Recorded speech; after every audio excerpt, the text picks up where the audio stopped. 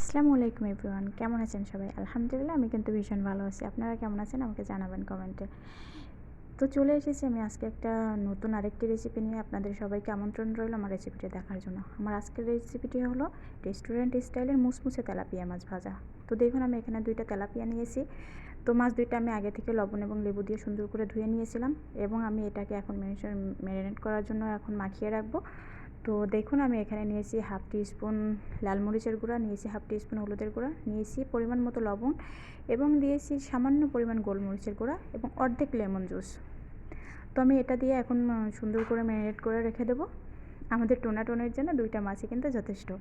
আপনাদের ফ্যামিলিতে যদি বেশি মানুষ থাকে তাহলে অবশ্যই আপনারা অনেক বেশি করে ফ্রাই করবেন, যেহেতু আমরা 2টা মাছই নিয়েছি। তো এখন আমি মাছটাকে ম্যারিনেট করে নেব এবং আমার মাছটা ম্যারিনেট করা হয়ে গেছে। এই পর্যায়ে মাছটাকে ভেজে নেব। তো মুচমুচি করে ভেজে নেব মাছটা। আসলে কিন্তু তেলাপিয়া মাছের মুচমুচে ভাজাটা খুবই অসাধারণ হয়। কার কাছে কেমন লাগে জানি না, আমার কাছে কিন্তু ভীষণ ভালো লাগে এভাবে ফ্রাই করলে। তো আমি চুলায় একটা প্যান নিয়ে নিয়েছি এবং এখানে আমি দিয়ে দেবো পরিমাণ মতো তেল। অবশ্যই প্যানটাকে ভীষণ হিট হতে হবে। আপনি এই পর্যায়ে হাই হিটে চুলার আঁচটা রেখে দেবেন এবং প্যানটা ভীষণ গরম করে নেবেন হাই হিটে। এবং দিয়ে দিয়েছি পরিমাণ মতো তেল। আমি ওয়েট করছি তেলটা গরম হওয়া পর্যন্ত। তো দেখুন আমার তেলটা গরম হয়ে গিয়েছে। এই পর্যায়ে আমি মাছটা দিয়ে দেবো এবং মাছটাকে ফ্রাই করে নেব। তো আমি একটা মাছ দিয়ে দিয়েছি, এভাবে আমি 2টা মাছই দিয়ে দেবো।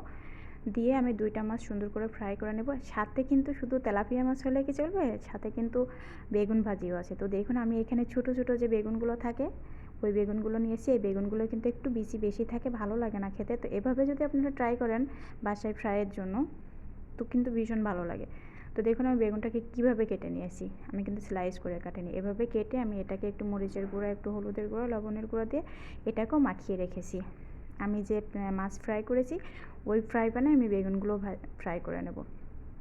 তো আমি ওগুলো বেগুনগুলো মাখাইতে আমার তেলাপিয়া মাছের একটা সাইড ফ্রাই করা হয়ে গিয়েছে। এখন আমি অন্য একটা সাইড ফ্রাই করে নেব।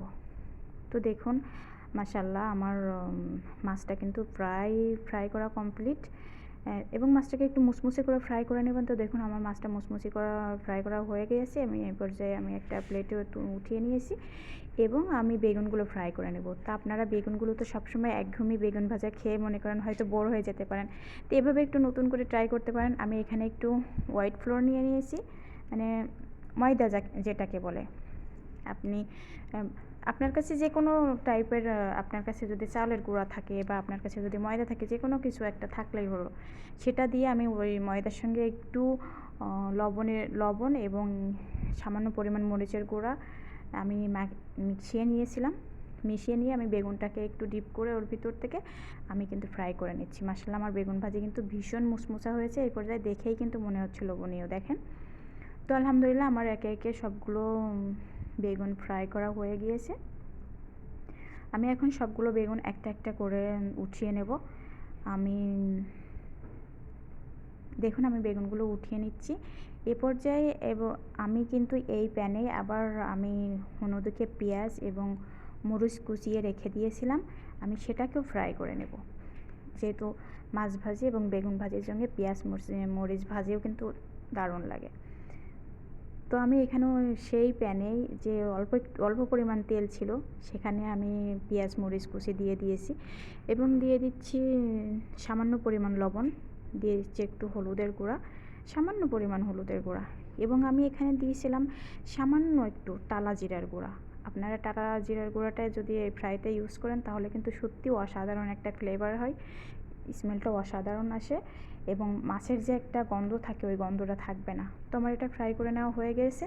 তো দেখুন আমি বেগুন ভাজি এবং মাছের উপরে একটু দিয়ে দিলাম। তো দেখুন আপনারা মাশাআল্লাহ কত সুন্দর হয়েছে আমার রেসিপিটা। ভালো লাগলে অবশ্যই লাইক কমেন্ট করবেন। তো সবাই ভালো থাকেন, আল্লাহ হাফিজ।